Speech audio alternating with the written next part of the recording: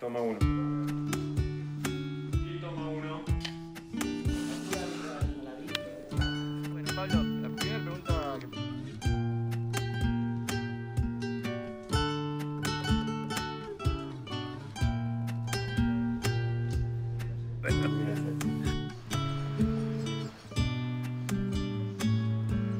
Almirante Brown y más precisamente Adrogué es mi lugar. Cuando hablo del partido de Almirante Brown, o cuando hablo de Adrogué, o cuando hablo de Calzado, los demás pueblos, como Mármol, en mi caso personal son mi pueblo. Creo que hay una identidad browniana, pero que es sin duda la sumatoria de comunidades muy pujantes en nuestra historia. Almirante Brown es para mí y para los que nacimos en mi época, es todo. Es la idea y el proyecto de una persona, de un comerciante como fue Esteban Adrogué. El sueño de un tipo que hoy se está desvirtuando cada vez más por los edificios que se levantan, pero que tiene una cantidad de valores intangibles muy importantes. La arboleda variada, los eucaliptos famosos que los hizo plantar don Esteban para que el aire fuera balsámico.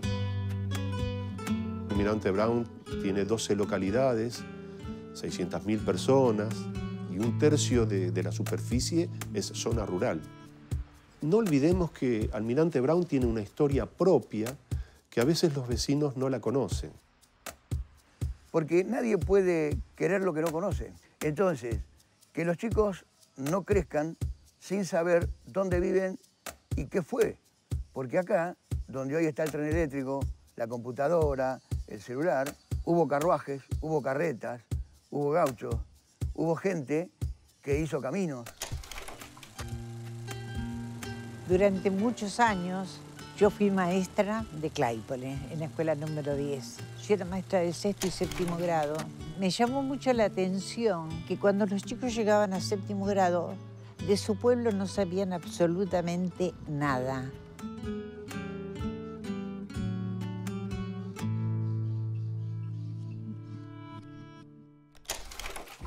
A 25 kilómetros de la ciudad de Buenos Aires se encuentra Almirante Brown, uno de los 135 partidos de la provincia de Buenos Aires. Por estas tierras pasaron presidentes, figuras del deporte, del espectáculo, de la ciencia y la cultura, además de grandes vecinos y vecinas que fueron y son testigos de la formación de este municipio. Toda historia tiene un comienzo. En esas tierras habitaban los querandíes. Durante la conquista, estos habitantes originarios fueron desplazados y sus tierras saqueadas. En 1580, Juan de Garay fundó por segunda vez la ciudad de Buenos Aires. A quienes habían participado en aquella conquista, los recompensó con solares obtenidos de los desplazamientos. Así comenzaron a poblarse estos territorios. Cuando Juan de Garay refunda la ciudad de Buenos Aires, empieza a repartir tierras, primero pequeñas para hacer el poblado, luego más grandes para ir creando una suerte de chacras alrededor del poblado para tener alimentación, y más lejos, grandes extensiones que fueron entregadas a la gente que lo había acompañado. En el siglo XIX, Esteban Adrogué venía muy frecuentemente a Lomas de Zamora, más precisamente a la casa de sus primos, los Portela, y él forma parte de la fundación de Lomas de Zamora. Y venía a caballo a esta zona. Le encantaban los durazneros salvajes, la fertilidad de la tierra. Es así como que le va gustando el lugar, en un principio para comerciar los duraznos, y compra 5 chacras a Tomás Paredes. Domingo Faustino Sarmiento había traído semillas de eucaliptos de Australia. Y una vez germinadas, cuando ya estaban los arbolitos para trasplantar, cientos y cientos de esos arbolitos fueron a parar a manos de Adrogué. Él plantó los eucaliptos, que es todo un emblema en Almirante Brown. Borges lo recuerda en uno de sus escritos. Cuando siento el aroma de los eucaliptos, recuerdo que estoy en Adrogué. Era el año 1860 y algo, él estaba preparando el lugar cosa que le viene excelente, porque para esa época, que cuando estamos llegando ya al 70, empieza la fiebre amarilla en Buenos Aires. En 1871, en Buenos Aires, se extendió la epidemia de fiebre amarilla, una enfermedad que hasta ese momento no se sabía que era transmitida por la picadura de un mosquito. En un principio, las víctimas fueron los sectores más pobres que vivían hacinados en conventillos y barriadas populares, pero rápidamente se fue propagando por toda la ciudad y los muertos se contaban de a miles. En aquel momento, el presidente Domingo Faustino Sarmiento huyó de la urbe, así como muchas de las familias acaudaladas, y uno de sus destinos elegidos fue el incipiente y airoso Almirante Brown. La gente se empieza a trasladar hacia afuera, tiene miedo de contagiarse, y encontrar un pueblo donde haya tantas plantas de eucalipto y el aire tan fresco, y tan, ustedes vieron que el eucalipto da un aroma especial, se entusiasmaron con el lugar. Mucha gente que tenía dinero pudo escaparse, digamos, de alguna manera, irse al sur, irse al norte. Adrogué fue muy astuto en este sentido. Él construyó un hotel. El hotel se llamaba La Delicia, porque era una delicia poder pasar los veranos en esta zona con tanto aire puro. Ese hotel, que es previo al pueblo, fue el lugar de concentración de la clase alta social durante el tema de la fiebre amarilla y dio origen al pueblo. Va de a poquito invitando a los principales personajes, ya sean políticos, lo que importaba era que fuera gente importante. Los va invitando a su hotel para que conozcan el lugar. El Hotel La Delicia tenía mucha importancia, era muy destacado. Bueno, Sarmiento, Carlos Pellegrini, que también fue un vecino muy destacado de la zona, lo apoyó, y bueno, tantos vecinos ilustres de Almirante Brown que de alguna manera se hicieron parte de ese proyecto. La idea de él era que una vez que esa gente conociera el lugar, rematar las tierras y hacer ahí una ciudad como la que es hoy día.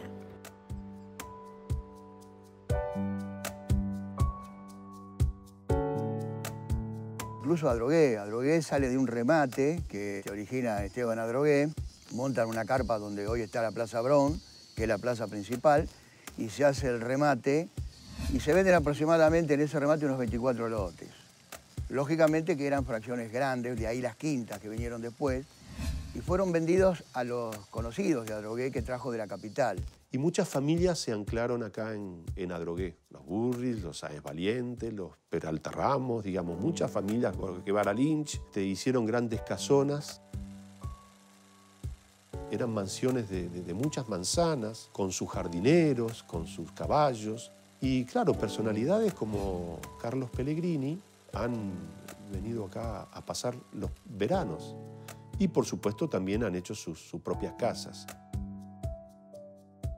Hoy la casa del presidente Pellegrini es la escuela, nosotros la llamamos la Escuela 16. Detrás están todavía sus establos donde tenían su caballeriza, digamos. Y el presidente Sarmiento también venía a pasar veranos aquí.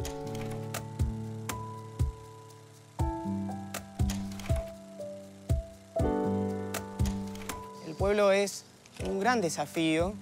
Fue pensado como fue pensada la ciudad de La Plata, de alguna manera, desde el trazado, desde las características, pensado en el sentido de ser un pueblo veraniego, ¿no? Tiene que ver con este impulso de Esteban Adrogué, ¿no? Este hombre que intentó crear un pueblo, lo logró literalmente con un arquitecto Canale. Canale tenía una relación muy ligada en ese momento a las personas más influyentes de Buenos Aires. Y bueno, Adrogué lo convoca para diseñar el pueblo. Rompiendo el esquema damero del diseño español. Hubo un diseño de la ciudad a partir de las diagonales. Y convocarlo para realizar los edificios públicos más representativos de Adrogué.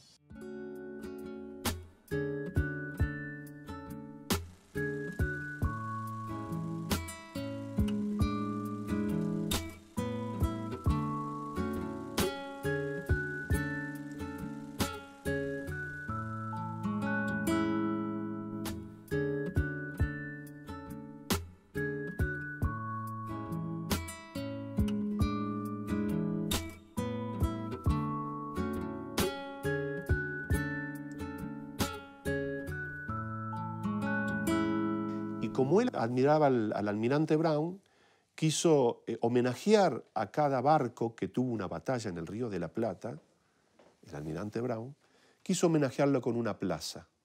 Y a partir de ahí empezaron a surgir las calles y las diagonales, cosa que convirtió al casco histórico de Adrogué en un laberinto. Luego, con el tiempo, en 1871, es que manda a realizar el edificio histórico La Cucaracha. Esta casa, que es La Cucaracha, se denomina así por su techo chato, plano y de tejas negras, de pizarra negra. Que fue diseñada para las hijas de Esteban Adrogué.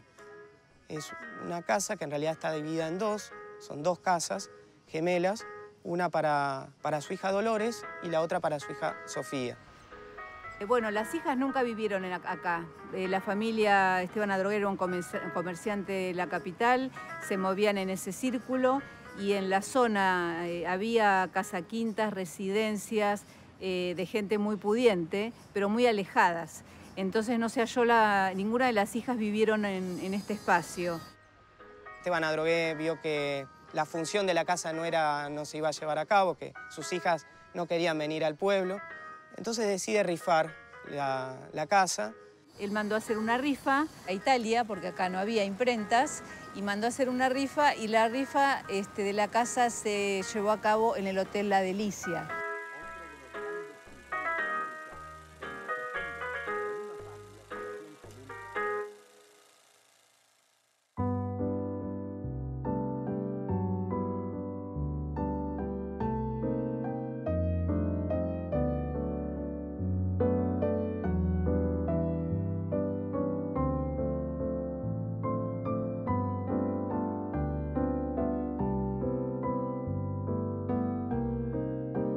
Villa Castelforte era un lugar soñado por Canale. Era una villa inspirada un poco se dice en su tierra natal. Ellos eran de origen genovés.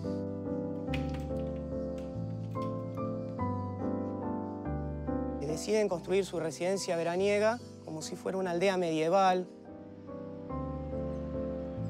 Todo estaba cuidadosamente pensado, desde el parque, los edificios, las construcciones eran muy particulares y sobre todo los túneles.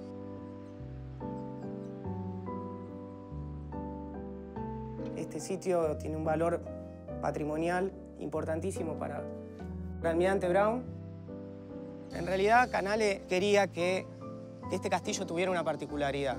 Le gustaba tirar salvas hacia la Plaza Brown para acontecimientos especiales, para rememorar fechas patrias.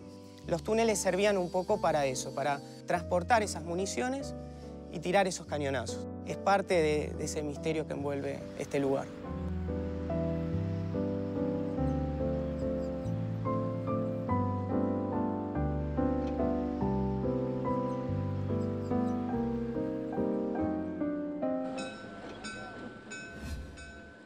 Durmientes, piedras, vías, locomotoras, vagones y estaciones. El ferrocarril fue fundamental a la hora de la creación de los pueblos del partido. Por donde pasaba el tren se generaba trabajo, vida social y la conexión con Buenos Aires y otras localidades. En general, los pueblos que hacen a Almirante Brown nacieron como consecuencia de la donación de tierras por parte de alguien para que se instalara la estación del ferrocarril. Antiguamente el ferrocarril tenía una ley que decía que las estaciones tenían que llevar los nombres de los donantes de las tierras. De ahí se toman después los pueblos los nombres.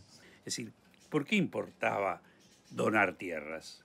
Porque eso aumentaba el valor del resto de las tierras y seguramente si había una estación, el centro, que iba a tener más valor, estaba dentro de su propio territorio.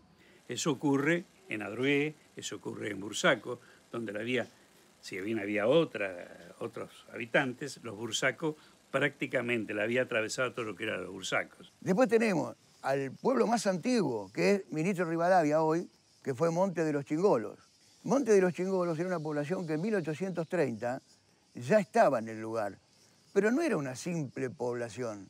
Había comercios, había sastrería, había barbería, había herrería, había botica, había almacén de ramos generales, había una fábrica de calzados y algunas que otras casas que daban el asentamiento. Aparte estaba la posta y lo que después fue la panadería, tan conocida y tan mentada hoy, la panadería de Ministro Rivadavia. Después con el tiempo aparece el famoso litigio que Ministro Rivadavia, por derecho de antigüedad, reclamaba ser cabeza de partido y Adrogué le gana la partida, primero porque tenía la vía, segundo, los vínculos que tenía Esteban Adrogué, era un hombre con poder de dinero y con poder de relaciones públicas, entonces queda postergado Ministro Rivadavia y queda encerrado dentro de lo que es Almirante Brown. No pasa, por ejemplo, con Longchamps, porque Longchamps nace como consecuencia de la creación del hipódromo de Longchamps. Entonces se vieron obligados a tener una estación para que la gente fuera al hipódromo y después se fue desarrollando el pueblo porque había gente que trabajaba en el hipódromo y que vivía ahí. Gleu, que ya estaba, es otro de los pueblos antiguos que hay, lo que después fue Almirante Brown, nace por la donación de tierras de Juan Gleu.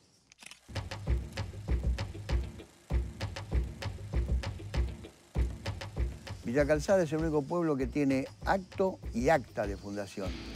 El tren pasaba de Mármol a Claypole, en Calzada no había estación. Entonces Rafael Calzada, persona, va al ferrocarril para gestionar una estación, una parada. Pero el ferrocarril contabilizaba la cantidad de boletos que se vendían para poder construir una estación, digamos, como la gente. Del año 16 saltamos a 1928, que fue cuando se inaugura la estación. Ahora, ¿por qué el ferrocarril decide construir una estación que se llame también Villa Calzada?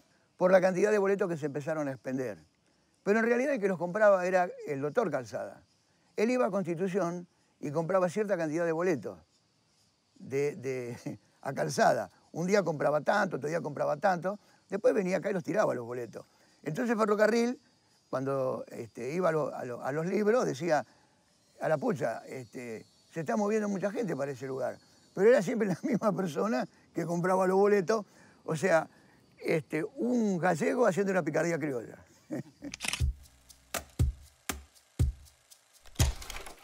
José Mármol es un pueblo no fundado y por una de esas casualidades, como las locomotoras a vapor necesitaban repostar agua, cada tantos kilómetros, en uno de esos cada tantos kilómetros construyeron un tanque de agua, que es el que está al lado de la barrera de la población de Mármol. Pero Mármol todavía no existía como pueblo. Los trenes pasaban, iban de largo de una punta a la otra. En determinado momento, la gente de esta zona se dio cuenta que paraban los trenes y empezaron a subirse al tren como si fuera una estación. El ferrocarril se da cuenta, primero construye un apeadero y finalmente construye la estación de Mármol.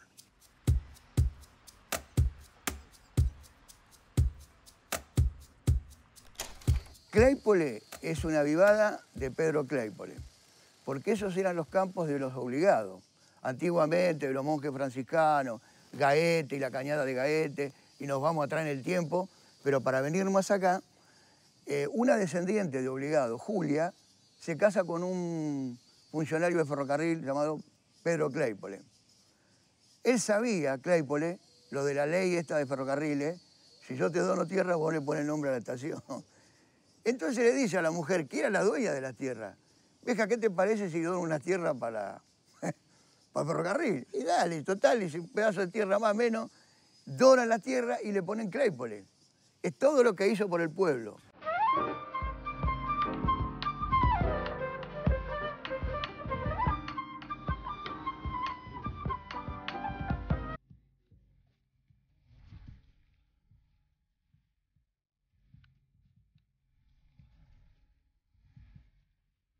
Yo nací acá en Adrogué, inolvidable era el Adrogué de mi infancia.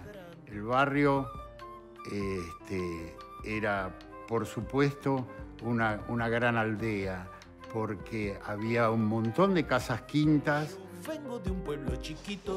Adrogué era un lugar de casonas, de quintas, de arboledas. Yo bajaba del tren cuando venía al conservatorio y venía cortando madreselvas por los cercos que yo le llevaba a mi mamá. Que aquí nadie de echar llave porque las casas no tienen puerta. El recuerdo que tengo de Almirante Brown en mi infancia, específicamente en la localidad de José Mármol, soy nativo de José Mármol, un barrio de casas bajas, que por suerte aún todavía existe ese tipo de construcción, calle de tierra, gran plaza llamada la Plaza de los Aromos, donde desde la infancia intentábamos subir a esos árboles, ¿no? A esos aromos y ver desde ahí arriba otro mundo de lo que ocurría en la plaza.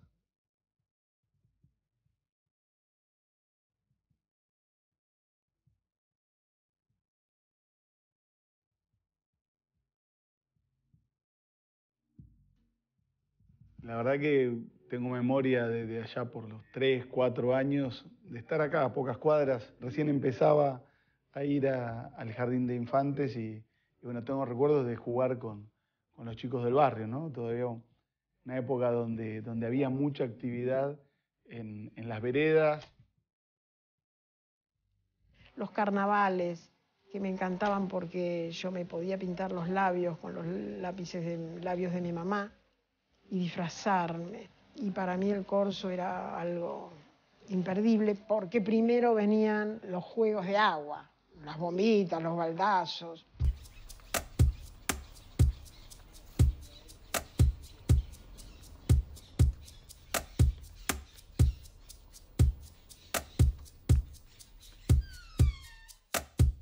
Yo fui a los 16 años a la biblioteca de Almirante Brown a ver de qué libros podía consultar para poder estudiar medicina.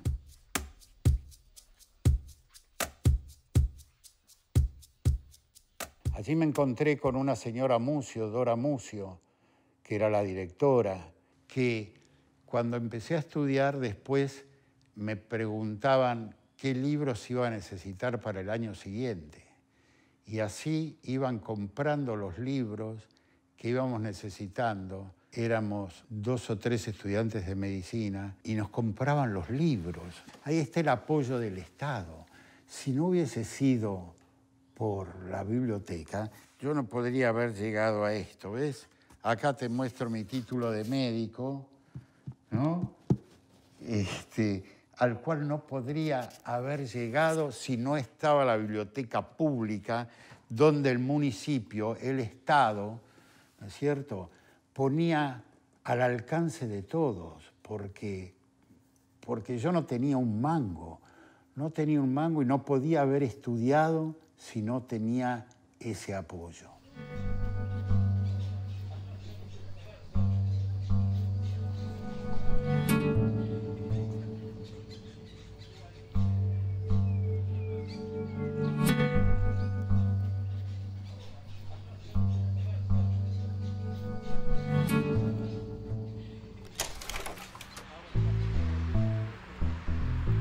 En Almirante Brown hubo pioneros de la aviación y del automovilismo, con un par de hitos que marcaron la historia del deporte local. En 1910 se produce en lo que es actualmente el Longchamps un hecho trascendente.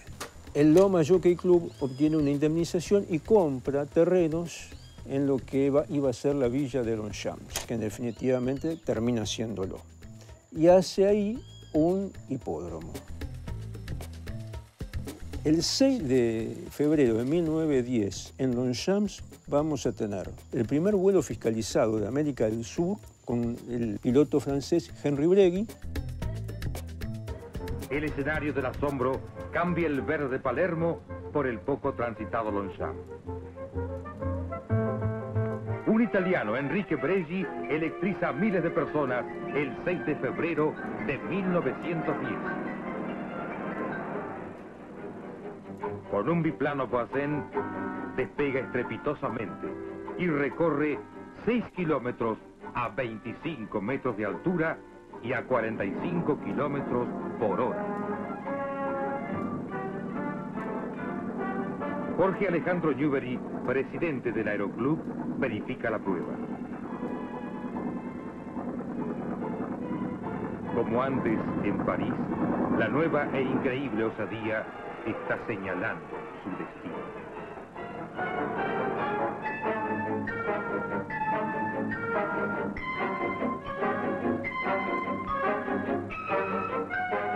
Y a su vez es la primera jornada donde hay un programa integral de deporte motor. El Almirante Brown tiene su circuito cuando nace 1929. Era un circuito fundamentalmente de tierra, salvo un trayecto en la avenida Espora que estaba con macadam. La competencia estaba fiscalizada por el Automóvil Club, pero quien había prestado la infraestructura era el municipio de Almirante Brown. Y el municipio estableció la gratuidad al acceso al circuito. Eso es muy importante porque eso permitió que gente de distinto tipo social pudiera acceder a un evento de características nacionales, de trascendencia, con importancia. Y fue un evento deportivo multitudinario, en momentos en que no había muchos eventos en la zona. Con el auge de las casas quintas y eventos deportivos que propiciaban una activa vida social, varias personalidades de la época encontraron en Almirante Brown su lugar para pasar temporadas enteras o como lugar de residencia.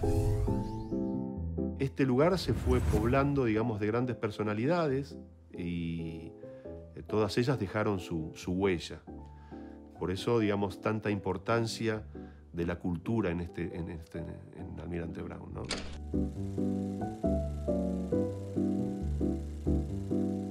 Jorge Luis Borges siempre volvió a Adrogué, como dice él. Desde niño alquilaban una quinta que se llamaba La Rosalinda. Después, más adelante, viene al Hotel La Delicia y después la madre en los años 50 se viene a vivir frente a la Plaza Brown. Que esta casa perteneció a la mamá de Jorge Luis Borges y Jorge Luis Borges la visitaba con frecuencia y servía de inspiración para sus escritos. Es un orgullo para todos los que vivimos en Almirante Brown tener este espacio, otro espacio cultural abierto por el municipio, que en realidad puede ser aprovechado por cualquiera de los vecinos, pero fundamentalmente para que los niños y jóvenes del distrito conozcan a este personaje que a veces lo leen en sus poesías, en sus cuentos, y se desconoce su existencia en este lugar. Lugar donde él, por supuesto, frecuentaba, y no solo frecuentaba, sino que se inspiró en una de sus ventanas que da a la Plaza Brown, en los eucaliptus que nombra él, en las anclas, en el monumento a Guillermo Brown.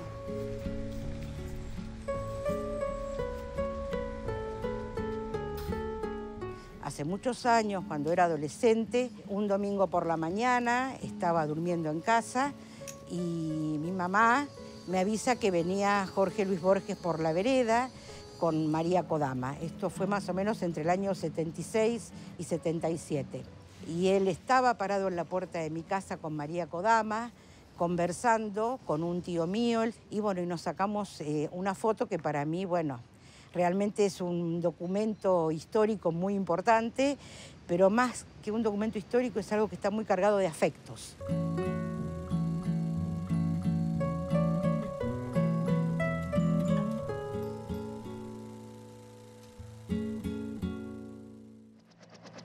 Acá hay toda una historia que tiene que ver con el inventor del helicóptero. Un tal Pescara. Se dice que este Pescara era un ingeniero que viajó a Europa y que, bueno, lo agarró la Guerra Mundial y que después estuvo preso y ahí empezó a diseñar lo que Leonardo da Vinci había empezado, ¿no? Algo para volar. Y diseñó un helicóptero que después de la guerra dicen que vino a la Argentina y que se lo presentó en ese entonces al presidente de la República y no tuvo eco su proyecto. Y que se volvió a Francia y ahí el gobierno francés le dio todo el apoyo y bueno, por eso el helicóptero es un invento francés. Y este Pescara fue recibido con todos los honores y bueno, están los relatos de los diarios de esa época, ¿no? Tanto en Francia como acá. Pero estaba acá en Adrogué, vivía en Adrogué.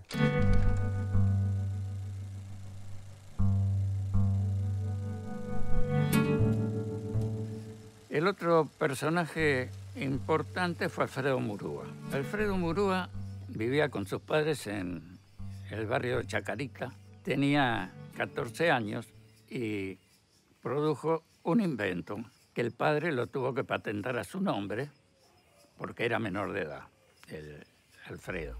Ese invento estaba relacionado con la grabación de discos y fue adquirido finalmente por la RCA Víctor. Con el producto de la venta de esa patente, se trasladan a Mármol. Es Alberto.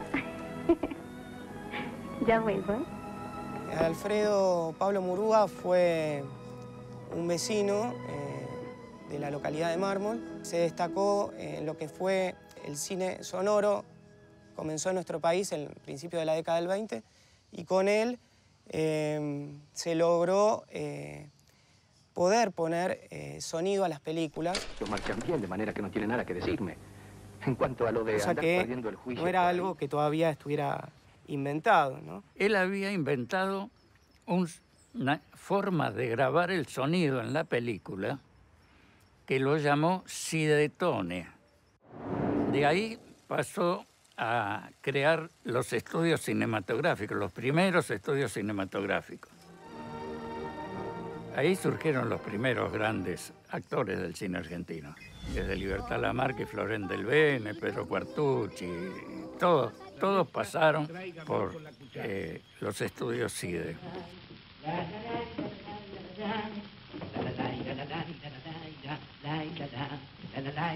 Y las películas del cine de oro de Argentina, un poco se las debemos a él. Es un pionero en esos temas.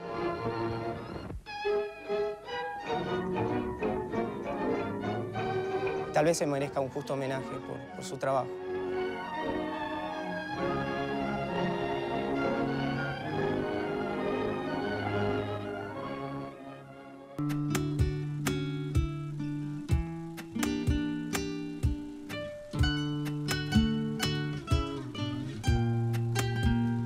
Bijou quiere decir joya en francés y se lo pusieron no por artista plástica, sino porque era muy bella de chiquita. Y era una pintora autodidacta que le fascinaban las casonas. Almirante Brown está llena de casonas antiguas. Le encantaba la historia de quienes habían vivido además en el lugar. Así que ella agarraba su atril y caminando con su perrito iba y retrató y plasmó en su lienzo todo Almirante Brown y todas las casas que ya no están vivas en la pintura de mi mamá.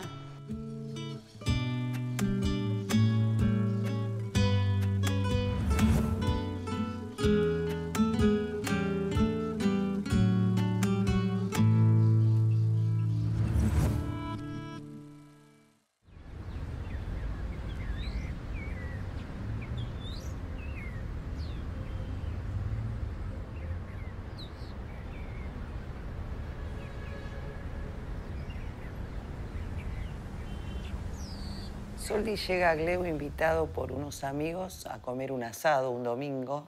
Viene en tren en el viejo ferrocarril Roca y llega en otoño y se enamora del paisaje. Él estaba en medio de su etapa amarilla. Esto estaba lleno de girasoles, de cardos, ¿no? Era muy poético para él y se enamoró del lugar. Llega en el 49 y en el 53 un día entra en la capilla y se da cuenta que que la habían inaugurado, o sea, estaba hecha del año 1905, el año que él había nacido. Entonces sintió como un mensaje ahí de que debía pintarla. Su señora fue también un motor para que lo hiciera y así empezó. Tuvo 23 años pintando, 23 veranos.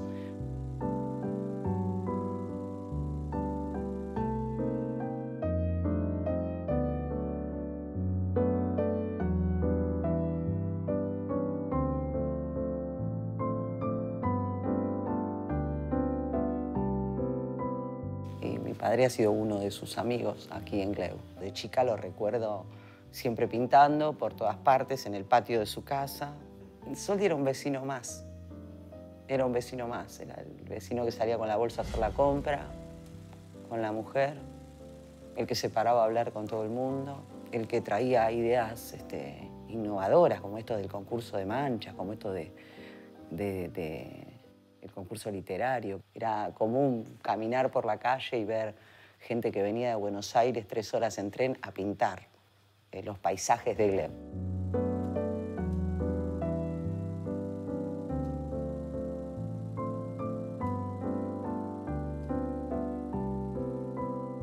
En esta institución no hay obras que le sobraron a Soldi.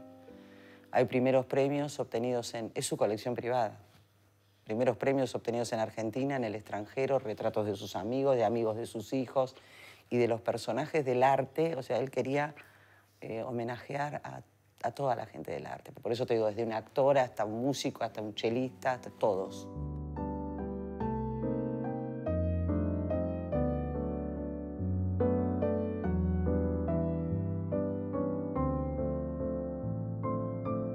A Raúl Soldi le ofrecieron poner la fundación en la calle Figueroa Alcorta. Y la señora Fortaval le proporcionaba un lugar ahí para ponerlo, pero Soldi estaba convencido de que tenía que ser acá. Y muchos le decían, no va a ir nadie, Soldi, ahí.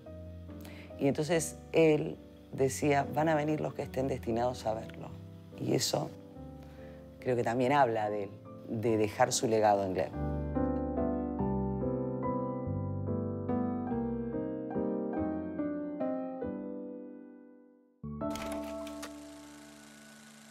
Durante los años oscuros de la dictadura, Almirante Brown no fue ajeno a los secuestros y desapariciones de personas cometidos en todo el país. Hubo centros clandestinos de detención, tortura y exterminio.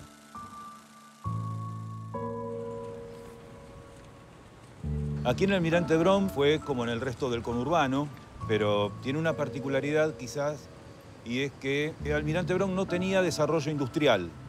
Ningún tipo de desarrollo industrial en aquel tiempo, promediando los años 70, y esto generó que muchas desapariciones forzadas, que muchas víctimas de terrorismo de Estado del distrito se hayan producido su situación fuera de Almirante Brown, en particular con Quilmes. Es uno de los distritos que limita con Almirante Brown. Ya en aquellos tiempos Quilmes tenía un desarrollo industrial importante, particularmente en Bernal. Y hay muchos desaparecidos de Almirante Brown que desaparecen en Bernal.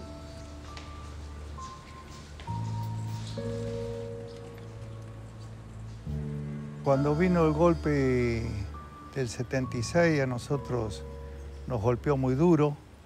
En mi familia hemos perdido una hermana y acá está al lado mío Valentín, que estuvo detenido 7 años en la Unidad 9 de La Plata. Fueron años durísimos que empezamos a tener.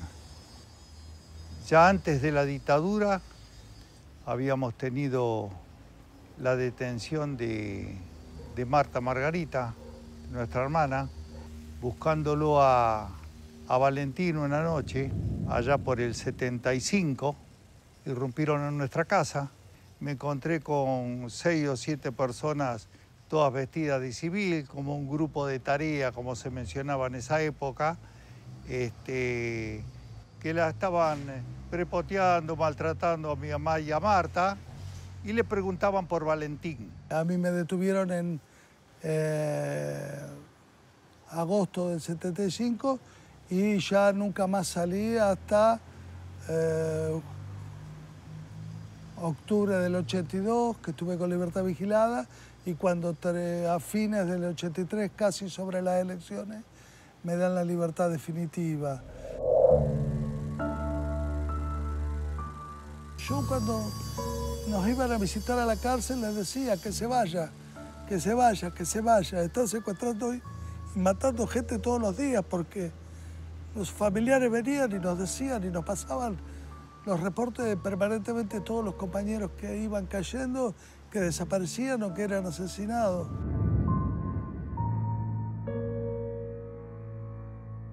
Hasta que después el 24 de noviembre del 76, bueno, ahí sí irrumpe un grupo armado y la secuestra a Marta y ya definitivamente desde ahí no sabemos más nada de ella.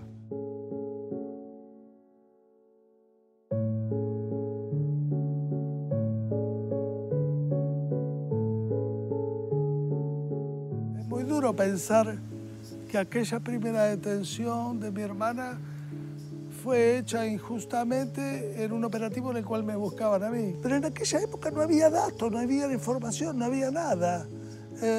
Entonces uno creía que lo que le pasaba a uno era uno, entonces era muy difícil evaluar qué era lo correcto hacer, qué era lo incorrecto hacer.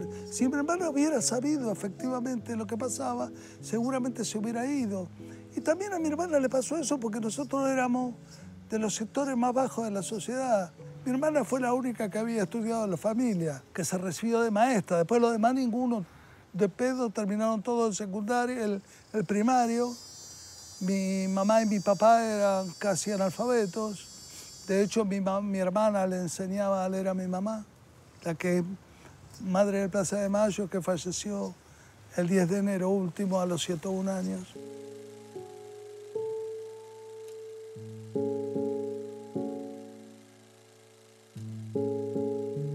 Claro, uno no tenía un político amigo, un milico amigo, un obispo amigo, un empresario amigo. Nosotros no teníamos todo eso, éramos así, el llano absoluto.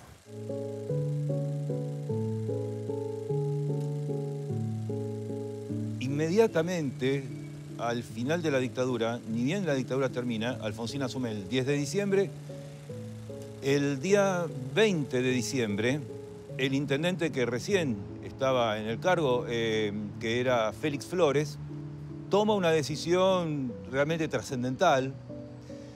A 10 días de gobierno, él había recibido información de un trabajador municipal del cementerio de Rafael Calzada. Durante las noches vio cosas terribles, procedimientos clandestinos dentro del cementerio, inhumaciones clandestinas que tuvo que callar durante 6 años. Cuando Félix Flores gana las elecciones, el 30 de octubre, a los pocos días este hombre lo va a ver y le cuenta todo lo que él había visto. Félix Flores toma la decisión de hacer la denuncia de manera inmediata. Al otro día, el 21 de diciembre a la mañana, el juez se presenta con su secretario en el cementerio de Rafael Calzada y ahí mismo le señalan con precisión el lugar y él ahí mismo da la orden de exhumación.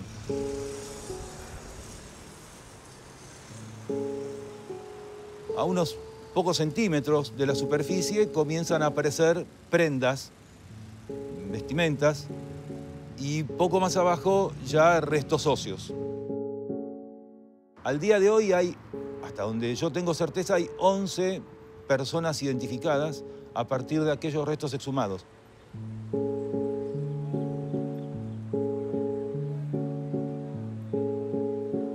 Una vez que vino la democracia, nosotros con el tema municipal, con la Secretaría de Derechos Humanos, hemos tenido un reconocimiento muy fuerte. Marta tuvo un gran reconocimiento, tal es así que en la escuela 44, ahí en Villa Calzada, en Rafael Calzada, la escuela 44, que hoy lleva su nombre, de Marta Mastrangelo, fue por trabajo que hizo el gremio SUTEBA, el gremio de los docentes, más aún todo el personal del colegio, que al llevar esa escuela el nombre de Ramón Falcón, un genocida también, bueno, hubo una oportunidad justamente con el advenimiento de la democracia de poder cambiarle el nombre. Se decidió cambiar el nombre de la escuela, que era Ramón Lorenzo Falcón, por el de Marta Margarita Mastrangelo, una compañera desaparecida en la época de la dictadura. Nosotros estábamos muy emocionados porque realmente era una vergüenza que una escuela primaria tuviera el nombre de semejante personaje. Entonces vamos a proceder a cambiar el cuadro, el retrato de que precedía a esta escuela.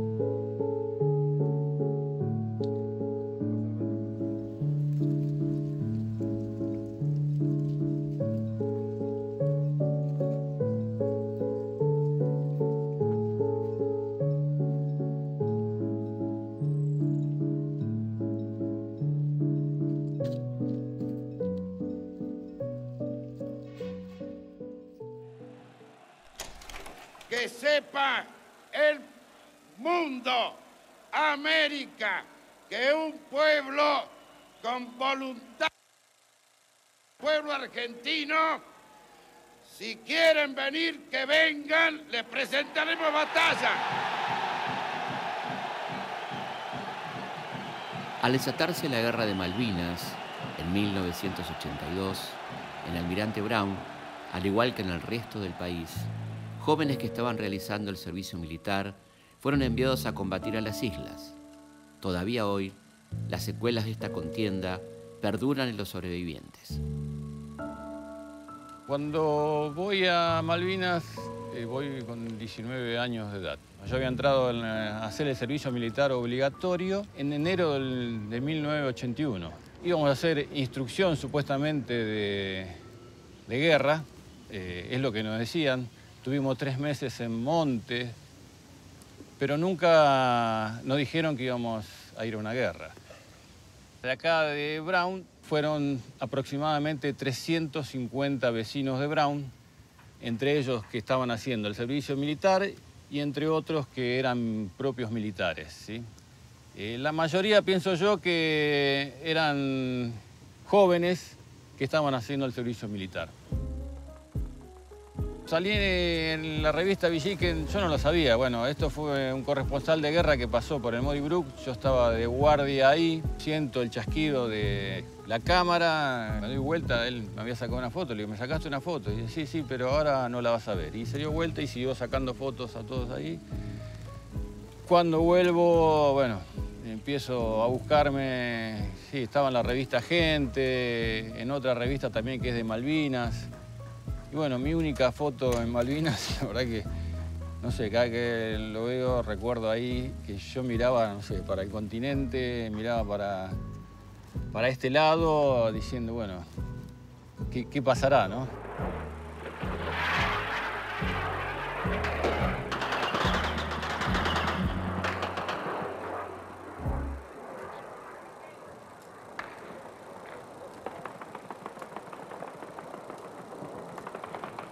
En Almirante Brown hay 5 caídos y se han dado en 2 fechas importantes.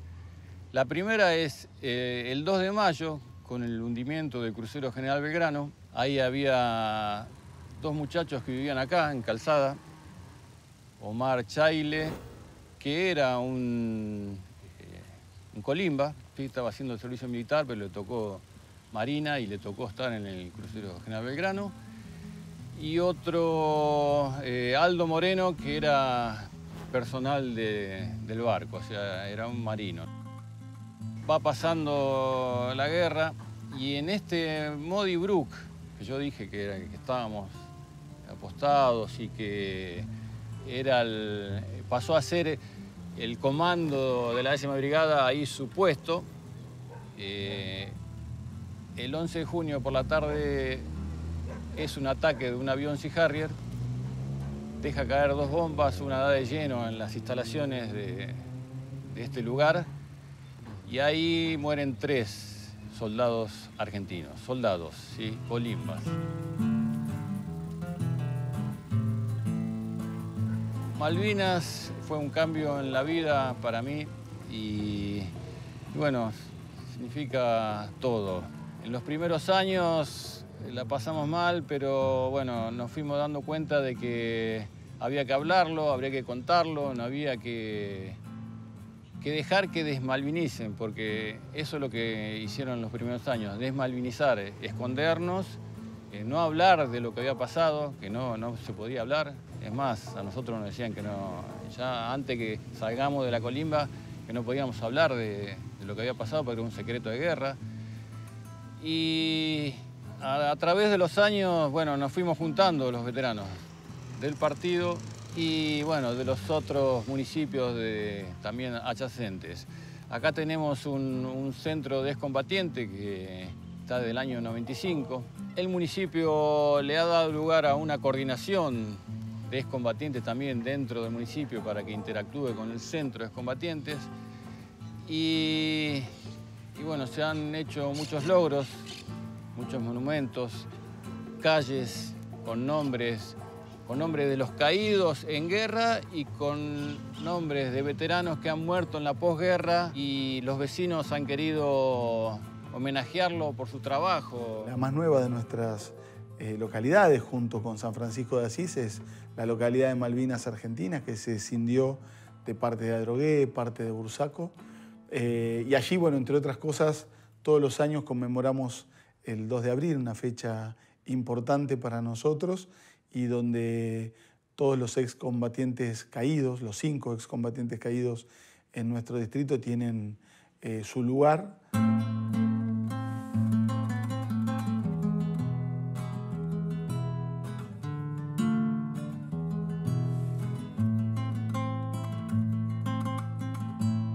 Nos dimos cuenta que sí, que teníamos que contar todo, ¿sí?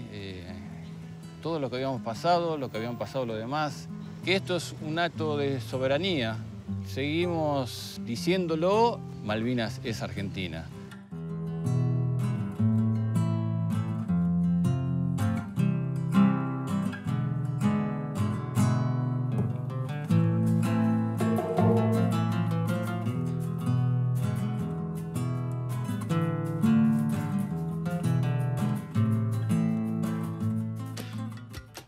Con el advenimiento de la democracia, el municipio se concentró en restablecer los derechos de los ciudadanos, desde los derechos humanos, con la identificación de los restos NN, derecho al acceso a la salud, con la ampliación de centros de atención y derechos de inclusión educativa, con la multiplicación de la cantidad de escuelas secundarias, institutos superiores, y en los últimos años, la creación de la Universidad Nacional de Almirante Brown para garantizar los estudios de calidad de todos sus habitantes.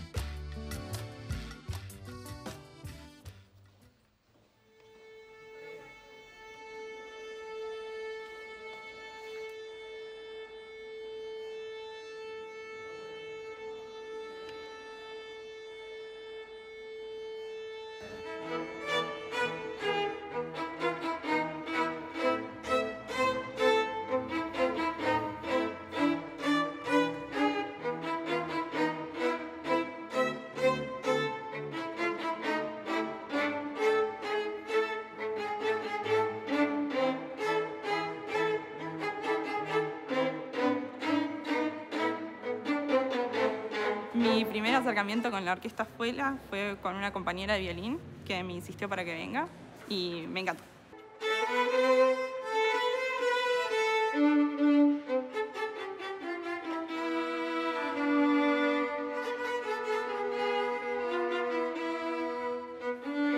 La Orquesta Escuela está conformada por chicos de todo el distrito, por todo el municipio, en todos los instrumentos. Hay varias sedes donde los chicos se pueden acercar y pueden participar en los instrumentos que se den en esa sede. El proyecto de Orquesta Escuela tiene que ver con un programa provincial del Ministerio de Educación de la provincia de Buenos Aires que llega a la mayoría de los distritos de la provincia y bueno, acá en Almirante Brown Desde 2009 estamos construyendo la Orquesta Escuela. Estuve desde los 5 años. Primero empecé cantando y jugando. Creo que es una oportunidad muy rica poder tocar con chicos de otras partes y de otras edades, porque uno nunca termina de aprender y siempre podés tener algo nuevo, experiencias nuevas.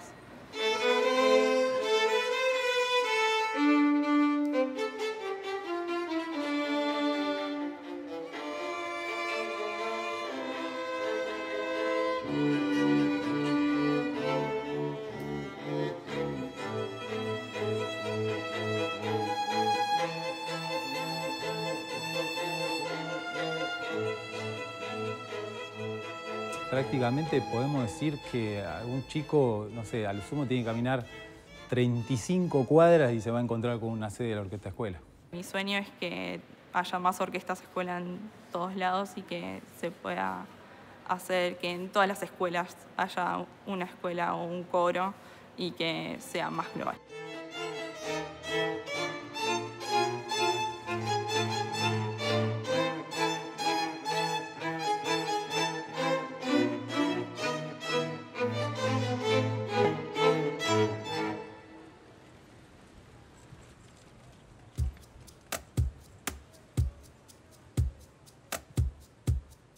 Para muchos vecinos, para mí inclusive, el hecho de tener una universidad nacional era un sueño desde hace muchísimos años. En el año 2013 trabajamos en un proyecto pensado en función de las necesidades de la región, en función de las necesidades de nuestro parque industrial, el segundo parque industrial más grande de la provincia de Buenos Aires, con una riqueza productiva muy, muy fuerte.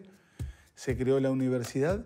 Y bueno, en este momento ya estamos en el segundo año de trabajo con la universidad en funcionamiento, con 10 carreras ya dándose las clases. Más de 2.000 alumnos. Este año seguramente vamos a prácticamente duplicar la cantidad de alumnos. Y como te decía, con carreras muy complementarias y necesarias con la comunidad de Almirante Brown y de la región, y por supuesto que se complementan con otras universidades de la región. Así que es un orgullo, primero desde lo personal y luego desde el punto de vista institucional. Yo soy de los que creen que una universidad nacional cambia el perfil de un distrito y genera las mejores condiciones para el desarrollo.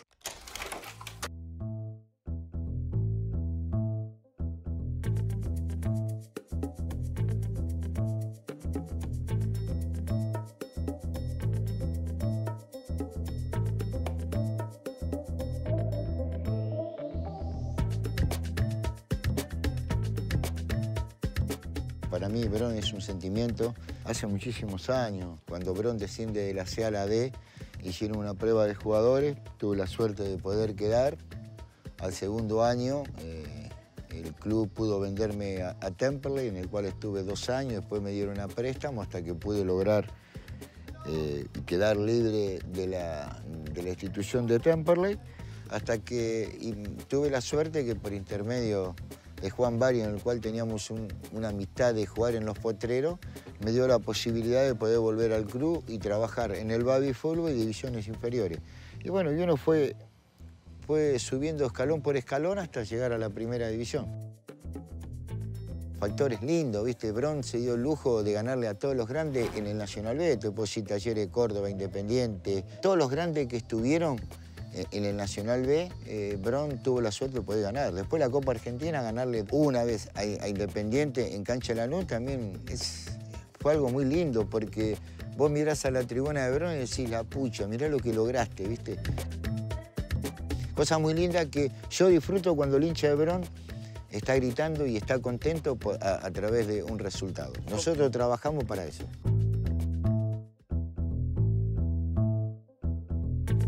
Yo creo que en los momentos que estamos viviendo, el sacar un chico de la calle y transportarlo lo que es a un club, es tratar de colaborar, ayudarlo y sacarlo de esta maldita droga en el cual los va a llevar por muy mal camino. Y que los mensajes sean claros, tanto del cuerpo técnico de primera como de ahí hacia abajo, ¿no? Es muy importante sacar un chico de la calle, enseñarle lo que es el deporte, que es lo más sano que hay, y a través de eso yo creo que va a mejorar no solo el chico, sino la sociedad.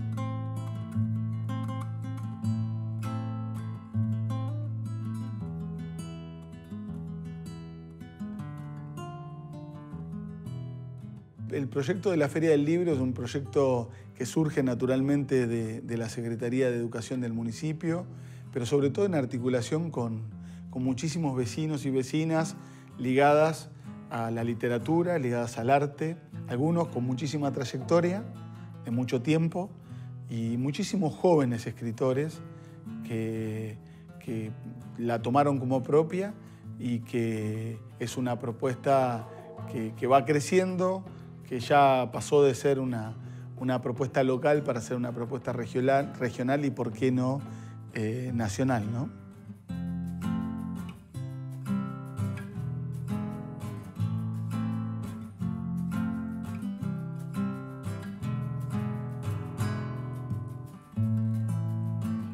De la provincia de Buenos Aires, delegaciones escolares, directivos, docentes de diferentes establecimientos educativos, representantes. Bienvenidos a esta posibilidad que tenemos de disfrutar de la cultura, de la educación, de grandes artistas. Es para mí un honor y un placer acompañar esta nueva reedición de la feria, de la que me han honrado que sea la madrina. Gran responsabilidad, porque lógicamente este es un centro de cultura realmente magnífico, inolvidable, y ojalá que sea imitado por muchos otros lugares de nuestro querido país para llevar la cultura a la sociedad, a aquellos que gobiernan, porque son justamente los servidores de sus pueblos.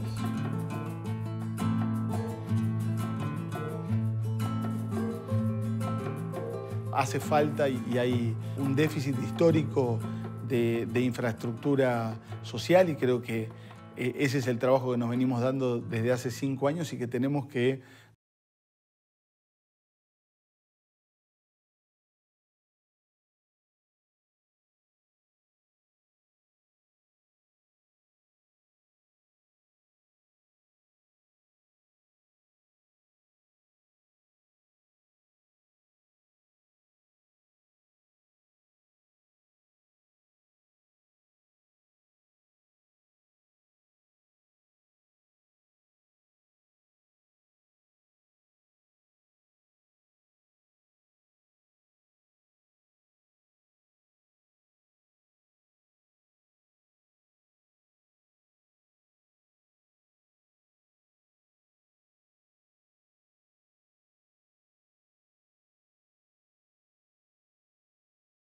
Razón para que vea que vamos a hacer una comunidad mejor. Almirante Brown, la sigo amando, sus monumentos, sus calles, los vecinos. Almirante Brown, el lugar donde miles de personas eligen pasar sus días. Es mi partido, es la gente, somos todos iguales, ¿viste? Yo creo que a través de la humildad y el respeto uno puede seguir creciendo. Y estoy contenta porque yo creo que voy a terminar mi vida en este lugar donde nací. Siento que sí, que es mi lugar, que no me iría de acá.